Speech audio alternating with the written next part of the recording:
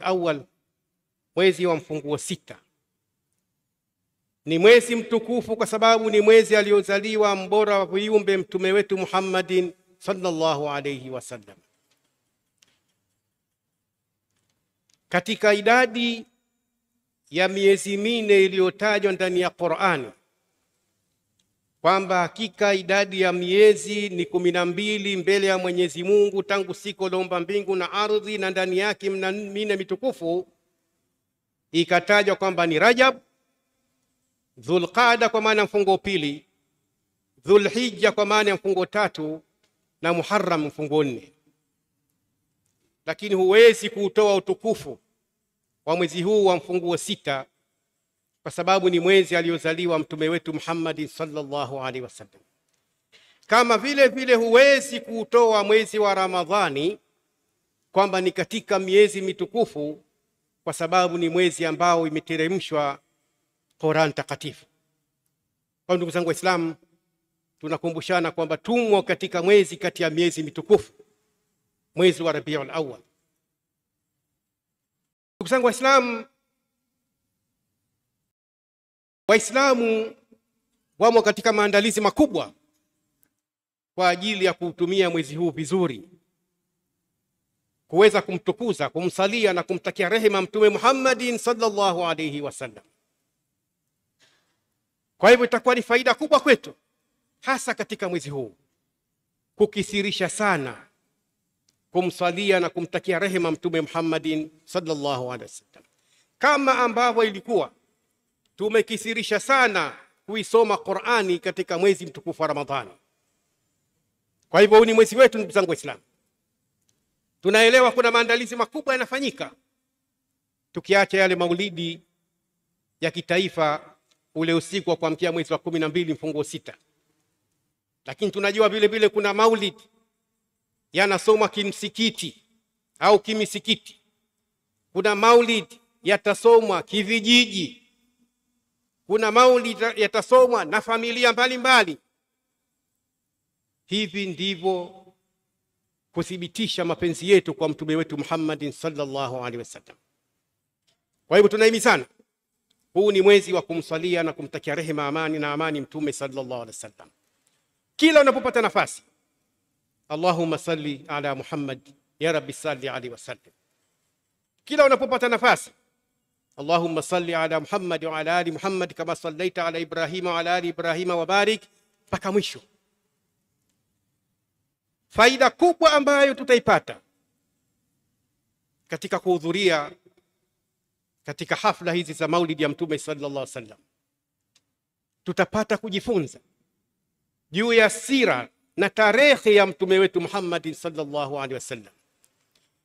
Waislamu ni vizuri tukajifunza historia yake tangu kuzaliwa kwake, lakini vile vile udogo wake, kulelewa kwake na mama Amina baada babake kufa, kulelewa kwake na bwana Abdul Muttalib babu yake, kulelewa kwake na bwana Abu Talib ami yake, mpaka maisha yake ya ujana, kujiingiza kwenye biashara, kuja kumwoa mama Khadija binti Khuwailid. Lakini vile vile tujifunze jinsi ambavyo alipopata utume mtume sallallahu alaihi wasallam, kuhama kwake kutoka Maka kwenda Madina, vita alipopigana, Badri, Uhud, Khandaq, Hunain na kadhalika. Mote humo ndugu zangu Waislamu mna mafunzo makubwa sana mpaka kifo chake mtume wetu Muhammadin sallallahu alaihi wasallam. Kwa ndugu zangu Waislamu, hii ni fursa kubwa. Tuachane na wale ambao eti wanaona kwamba haya yanofanyika si lolote si chochote, na kwamba hakukuwa na haja ya kuyafanya yote haya kwa sababu Muhammad ni mtu kama watu wengine, wal billah. Ndugu zangu Waislamu, makafiri ambao si Waislamu wameelewa cheo na utukufu wa mtume Muhammad sallallahu alaihi wasallam, wakakubali wakasema yes, huyu ni mtume wa haki. Wanyama wameutambua utukufu wa mtume Muhammad sallallahu alaihi wasallam. Milima, majabali, miti, wadudu, samaki katika mito na maeneo yote, wote wanatambua cheo kikubwa na utukufu wa Mtume Muhammadin sallallahu alaihi wasallam. Sasa wewe mwanadamu unayejiita Muislamu eti bado unabeza na kudharau. Kumsalia mtume ni amri yake Mwenyezi Mungu Subhanahu wa Ta'ala.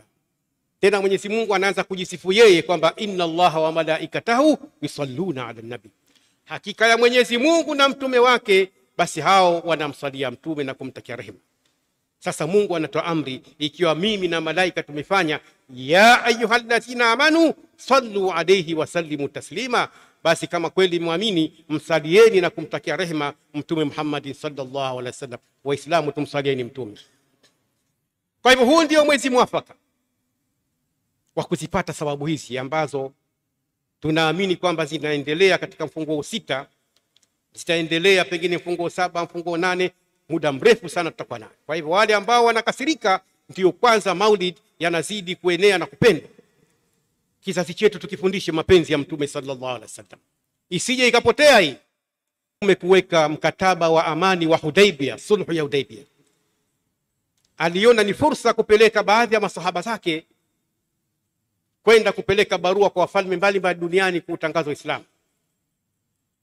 Miongoni mwa masahaba waliopata fursa hiyo ambayo ilikuwa ni ya hatari alikuwa ni sahaba Abdullah bin Hudhafa Sahami. Sio maarufu sana huyu, lakini kumbe ni maarufu kweli, kwa sababu huyu alikuta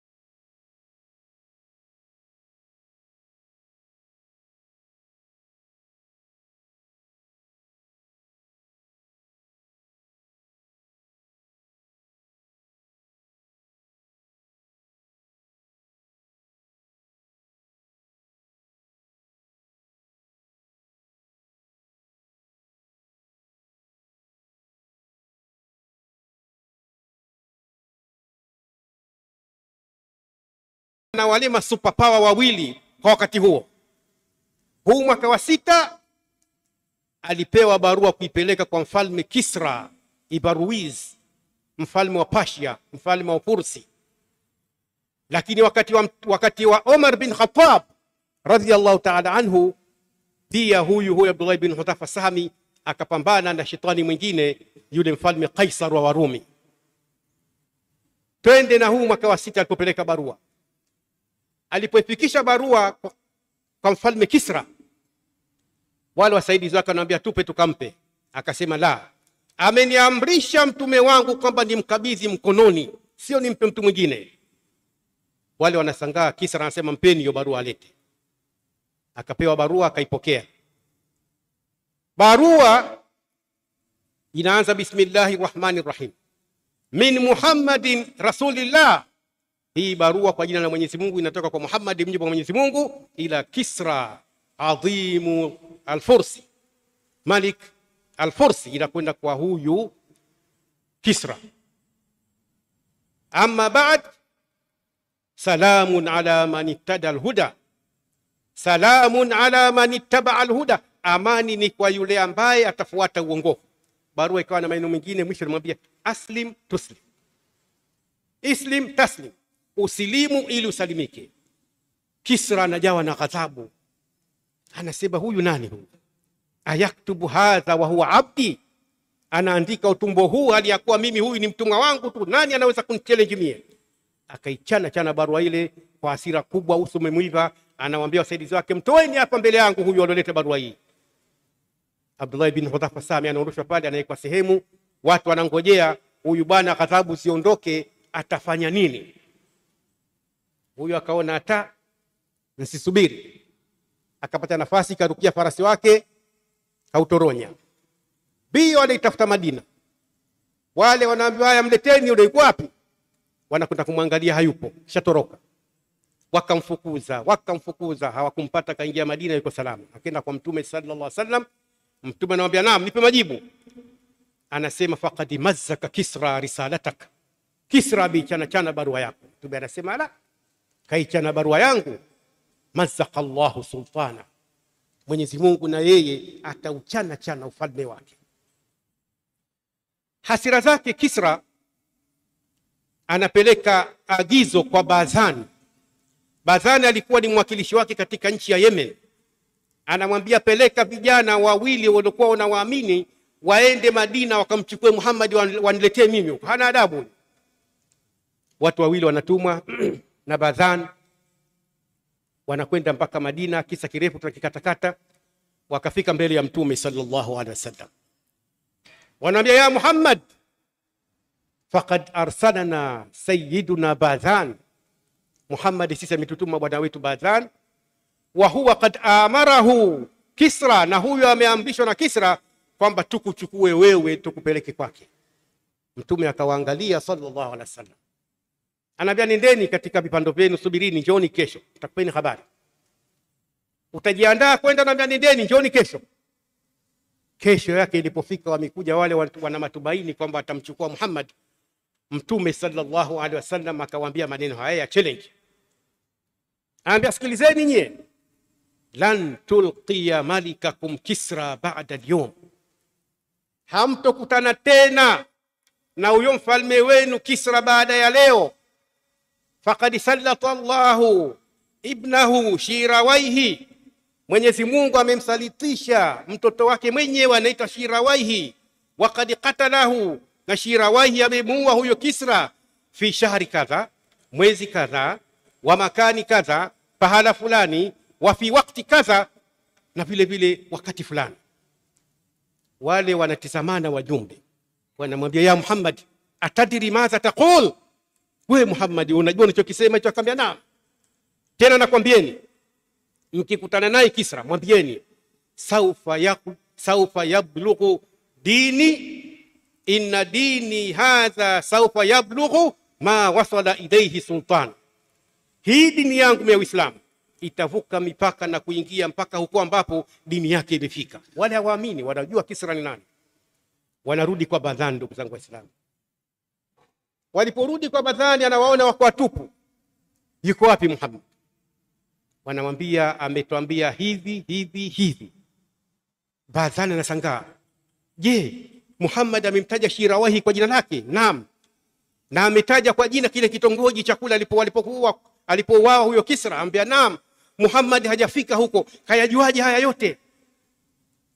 Huyu bwana Bazan akasema, fa in kana Muhammadun sadiqa fa ana awwalu man uminu bi, ikiwa Muhammad yuko mkweli katika hili, tusubiri basi, mimi nitakuwa mwanzo kumwamini.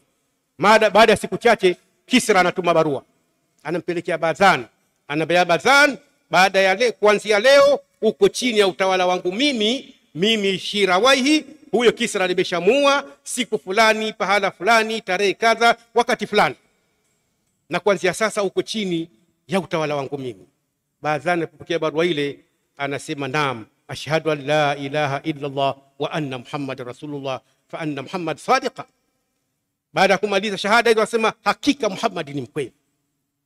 Kwa hivyo na wale wajumbe wote wakaslimu, na Yemen nzima wakati wa ikaslimu, kutokana na kujua ukweli na cheo cha Mtume Muhammad sallallahu alaihi wasallam. Kwa ndugu zangu Waislamu, wakati tupo katika shamra hizi, tujifundishe juu ya maisha ya Mtume Muhammad sallallahu alaihi wasallam. Ukweli, uaminifu, upole, kusamehe, lakini vile vile kutembelea watu maskini, kuwasaidia na kadhalika. Na inshallah Mwenyezi Mungu atatufikisha katika haya. Wallahu tabaraka wa taala yaqul, wa biqawlihi yahtadi almuhtadun, wa idha quriya alquran fastami'u lahu wa ansitu la'allakum turhamun. Wa qala 'azza min qa'ilin 'alim, fa idha qara'ta alquran fasta'idh billahi minash shaitanir rajim. أعوذ بالله من الشيطان الرجيم وكلا نقص عليك من أنباء الرسل ما نثبت به فؤادك وجاءك في هذه الحق وموعظة وذكرى للمؤمنين. بارك الله لي ولكم بالقرآن العظيم ونفعني وإياكم بالآيات والذكر الحكيم. أقول قولي هذا واستغفر الله العظيم لي ولكم ولسائر المسلمين والمسلمات والمؤمنين والمؤمنات فاستغفروه إنه هو الغفور الرحيم وهو البر الكريم.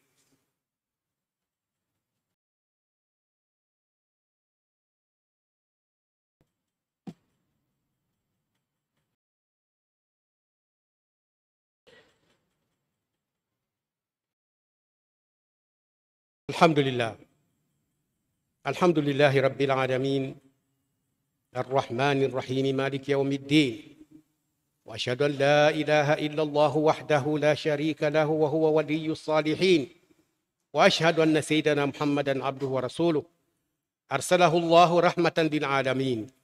اللهم صل وسلم وبارك على سيدنا محمد وعلى آله وأصحابه أجمعين. Ama baada watukufu wa Islamu, na kuhusieni tena na huku nikihusia nafsi yangu kwa kumcha Mwenyezi Mungu Subhanahu wa Ta'ala.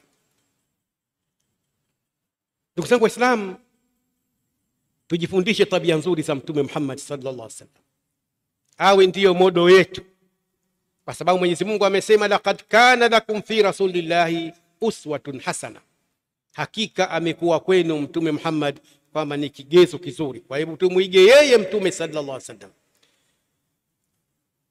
Tumeingia na aya Mwenyezi Mungu anatuambia kwamba yote tunayokusimulia Muhammad, wa kullan ma naqussu inka ya Muhammad min anba'i rusuli, katika habari za mitume, ma nuthabbitu bihi fuadaka, ni zile ambazo zitauthibitisha moyo wako.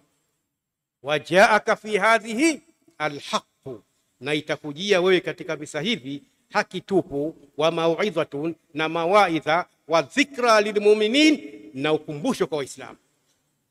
Kwa hivyo bila shaka Waislamu, kama moyo wa Mtume sallallahu alaihi wasallam ulihitaji kupewa visa vya manabii waliomtangulia, Nuhu, Ibrahimu, Musa, Isa, kina Ayubu na kadhalika, Mtume amesimuliwa visa vile ili moyo wake uwe thabiti, lakini vile vile upatikane ukumbusho na mawaidha kwa Waislamu.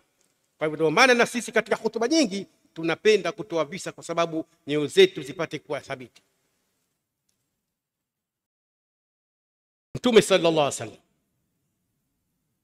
jirani yake katika nchi ya Yamama kulikuwa na mfalme akiitwa Samama ibn Athal al-Hanafi. Huyu alikuwa naye ni shetani mkubwa, aliwaua masahaba wengi wa Mtume sallallahu alaihi wasallam, lakini akataka pia kumuua Mtume sallallahu alaihi wasallam. Mtume akaponia chup chup, mpaka Mtume akatoa tangazo, sasa mkimpata Samama ibn Athal basi mleteni akiwa hai au amekufa. Kwa bahati mbaya Samama ibn Athal al-Hanafi akitokea Yamama, siku moja katika safari zake alikuwa anataka kuelekea zake Maka, patrol ya Mtume sallallahu alaihi wasallam, polisi jamii wakamkamata. Lakini angalia hikima Mwenyezi Mungu, hawa wamemkamata, hawamjui kwamba huyu ndio yule mtu wanted, Mtume aliyomtangazia kifo. Wakaja naye mpaka Madina, wakamfunga yule kwenye kiguzo cha kuingia msikitini.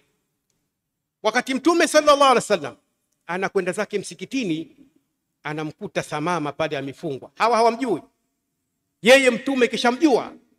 Huo ndio utukufu wa Mtume Muhammadin sallallahu alaihi wasallam. Hajakutana naye, hajawahi kumuona. Anawauliza masahaba zake, atadiruna man amsaktum, mnamjua huyu mliyemkamata na kumfunga hapa? Faqalu Allahu wa rasuluhu a'lam, wakasema Mwenyezi Mungu na mtume wake ndio unamjua. Mtume anasema hadha huwa Samama ibn Athal al-Hanafi zaimu qabilati Hanafi Yamama, huyu ndio yule tulikuwa tunamtaka. Basi masahaba pale wanataka kunyang'anyana wapate kumua Mtume, anasema mwacheni. Huyo ndio Mtume Muhammad sallallahu alaihi wasallam. Anaakhirisha kwenda msikitini, anarudi nyumbani kwake, anatoa maagizo, ijma'u ma indakum min at-ta'ami fab'athu bihi ila Samama bin Athal al-Hanafi. kusanyeni mlichokuwa nacho katika chakula, mumpelekee yule mfungwa pale Samama ibn Asad. Ndugu Waislamu, tumsalieni mtume. Masahaba wanasangaa, mtume anatoagiza yule apewe chakula, apewe maji, apewe maziwa kutoka kwenye ngamia wa sadaka. Mtume ikawa anampita pale, baada ya siku ikafika siku akamzinabu, unasemaje, utaslimu? Akamwambia Muhammad, mimi nakiri kwamba ni rajulun dhi damin, mimi nimemwaga damu nyingi sana, lakini sema Muhammad, fa in qatalta, kama utaniua, faqad qatalta rajulan dhi damin, utakuwa umemuua mtu aliyemwaga damu, hakuna matatizo. Lakini kama unataka pesa, sema nikupe pesa, mimi uniachie. Mtume akamwachia. Kupita siku akamuuliza tena, msimamo ndio ule. Siku ya tatu msimamo ndio, akamwambia mwacheni ende zake. Mwacheni ende zake. Masahaba wa Mtume Muhammad sallallahu alaihi wasallam wanasangaa, huyu mtume vipi? Huyu si ndiye aliyesema tumuue? Leo kaja hapa, huyu anapewa chakula, anapewa maji, anapewa maziwa, baadaye anamwachia aondoke. Lakini hiyo ni amri ya Mtume Muhammadin sallallahu alaihi wasallam, amemsamehe. Sisi Waislamu hatujui kusameheana. Hapa tupo hapa, miongoni mwetu tumo, potelea mbali, potelea mbali. Hunilishi huniziki, tutakutana chini ya mkunazi, potelea mbali. Ndugu zangu Waislamu, ujumbe wa hutuba hii, tukitoka hapa mtafute yule ambaye mmekoseana, umuombe radhi wewe, na wala hutupi chochote. Hivyo ndivyo alivyokuwa Mtume Muhammad sallallahu alaihi wasallam. Wangapi amemuudhi? Walikuwa anamwekea nyiba mlangoni, walikuwa anamwekea kinyesi, yule alikuwa amemtwika placenta wakati mtume anasujudu. Hawa wote mtume kawasamehe. Bali kulikuwa na mtu mmoja katika vita fulani, kamkuta mtume kalala kwa bahati mbaya, akachukua upanga wa mtume, anamuuliza Muhammad, ya Muhammad, man yansuruka min hadha sayf, nani atakunusuru Muhammad kutokana na upanga huu? Mtume bila ya oga anasema, Allahu yansuruni, Mwenyezi Mungu ataninusuru. Yule bwana anataka kunyanyua upanga, anatetemeka, upanga unaanguka. Anaunyanyua yeye Mtume sallallahu alaihi wasallam, sasa niambie wewe, nani atakunusuru na upanga huu? Yule bwana, basi nisamee wewe kaka mzuri. Mtume anambia, nenda uko huru. Ndugu zangu Waislamu, tusameheane. Fa in ta'fu fa huwa khairun, ukisamehe ukafanya subra ukasamehe, kwa sababu malipo ya mtu mwenye kusubiri ni open check. Sijui kama Waislamu tunalijua hilo. Inma yuwaffa sabiruna ajrahum bighairi hisab, hakika wanapewa malipo ya wale wenye kusubiri bighairi hisab. Hiyo ni open check, yani cheki hiyo utakayopewa haina wewe nenda utakwenda benki utapewa hicho chopewa tu. Kwa hivyo tusameheane kama alivyomsamehe Mtume Muhammad sallallahu alaihi wasallam. Huyu bwana akaenda zake, kufika mbele akatafakari, huyu Muhammad ni mtu aina gani? Baada ya yale yote, nimeua masahaba zake, nikataka kumuua na yeye, nikakamatwa, nikawa mbele ya mikono yake, ana uwezo wa kunifanya chochote, lakini bado ameniachia huru. Akapata kiji mto pahala, akajikosha, akajitia maji, nasemekana akakoga kidogo, akarudi zake, anauliza aina Muhammad, yuko wapi Muhammad sallallahu alaihi wasallam? Akapelekwa kwa Mtume, anatamka shahada, ashhadu an la ilaha illa Allah wa annaka ya Muhammadu rasulullah. Waislamu, tumsalie Mtume. Kwa hivyo katika kipindi hiki, ndugu zangu Waislamu, tujifundisheni sana tabia za Mtume sallallahu alaihi wasallam. Tusisahau kisa cha yule ngamia. Tunasema wanyama wanajua cheo cha Mtume sallallahu alaihi wasallam. Ngamia anateswa, kazi nyingi, halishwi, hapewi maji. Akapata harufu kwamba upande fulani yuko mbora wa viumbe, yuko rahmatan lil alamin, Muhammadun sallallahu alaihi wasallam, huyu ndo mkombozi. Ngamia akakata kamba kwa mabwana zake huko, mbio anakimbilia upande aliyopo Mtume Muhammad sallallahu alaihi wasallam. Masahaba wanamuona ngamia anakuja, amekasirika, na kukasirika kwa ngamia wakati anakimbia anakuwa anachezesha kile kichwa chake kile, wakajua huyu kakasirika. Wanamwambia Rasulullah, hadhihi naqatu ta'ti mutawahisha, huyu ngamia anakuja hali ya kuwa ameghadhibika, fabta'id minha ya Rasulullah, kaa mbali na yeye ewe Mtume. Ngamia anakuja, povu linamtoka. Mtume akamwambia, da'uha, muacheni huyo, fa innaha lan tadhuruni, huyo hawezi kunudhuru. Ndugu zangu Waislamu, ngamia breki yake kwa Mtume Muhammadin sallallahu alaihi wasallam. Akapumua pale ngamia, akapumzika. Kikatokea nini? Fawadaa shafataihi fi udhuni rasuli sallallahu alaihi wasallam, akaweka midomo yake miwili kwenye sikio la Mtume sallallahu alaihi wasallam. Fabadaat tuharriku shafataiha, akaanza kuchezesha midomo yake ngamia, anamsemesha Mtume sallallahu alaihi wasallam. Warasulu yuharriku rasahu, na Mtume anatikisa kichwa chake, isharatan ala annahu yasma kalama naqa, ishara kwamba anafikia maneno ya ngamia. Ndugu Waislamu, tumsalieni Mtume. Huyu ndio Mtume Muhammad sallallahu alaihi wasallam ambaye tunapasa katika mwezi huu tuelezee visa kama hivi, watu tuweze kujua utukufu wake. Ngamia anamaliza kutuma message kwa Mtume, anakaa pembeni. Mtume anawauliza, ya mahshara almuslimin, naqatu man hadhihi, huyu ngamia wa nani? Muislamu mmoja anasema, hadhihi naqati ya Rasulullah, huyu ni ngamia wangu, hiyo mjumbe wa Mwenyezi Mungu. Anasema, huyu ngamia ananishtakia kwamba tut'ibuhu kathira, unampa kazi nyingi, wala tut'imuhu illa qalila, na humpi chakula siku kidogo. Yule bwana anatasaddaka, anatoa ile ngamia, anampa Mtume sallallahu alaihi wasallam, ngamia anaondoka. Huyu ndo rahmatan bil alamin. Ndugu zangu Waislamu, mambo haya ni mengi. Kwa hivyo katika mihadhara yetu, katika shughuli hizi, tujaribuni sana kuhudhuria ili tuweze kupata visa na matukio na tabia nzuri za Mtume Muhammad sallallahu alaihi wasallam. Inna Allaha wa malaikatahu yusalluna ala nabi ya ayyuhalladhina amanu sallu alayhi wa sallimu taslima.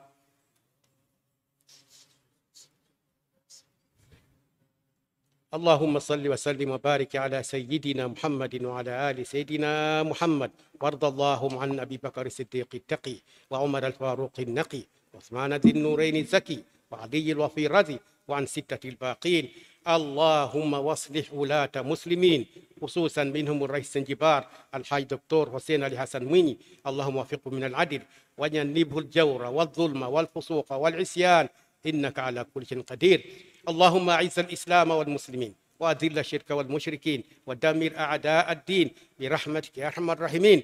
اللهم اجعل بلدنا هذا بلدا آمنا مطمئنة رب العالمين، وألف بين قلوبنا واشرح لنا صدورنا، وأنت على كل شيء قدير. اللهم اغفر للمؤمنين والمؤمنات والمسلمين والمسلمات الأحياء منهم والأموات برحمتك يا أرحم الراحمين.